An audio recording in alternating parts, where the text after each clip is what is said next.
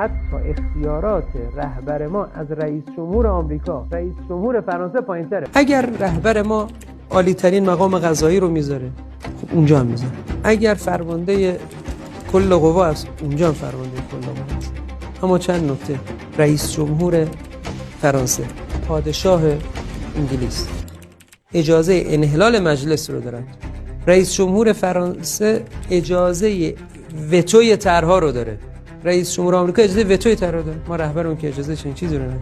رئیس جمهور فرانسه و رئیس جمهور آمریکا عالی ترین مقام اجرایی هستند. اونا اختیار عزل و نصب تمام وزرا رو دارن. ما رهبرمون اختیار عزل و نصب هیچ وزیری رو نداره. ما حتی رهبرمون اجازه عزل و نصب رئیس جمهور رو هم نداره. اصل 13 قانون اساسی صراحتاً داره میگه بعد از رأی عدم کفایت توسط مجلس، کاری که امام انجام داد، اول مجلس بنی صدر رو عزل کرد، بعد امام تایید کردن. رهبر ما با رأی غیر مستقیم مردم انتخاب میشه. رئیس جمهور آمریکا با رأی غیر مستقیم مردم انتخاب میشه. سیستم الکترالشون همین. پادشاه بریتانیا چجوری انتخاب میشه؟ موریسی.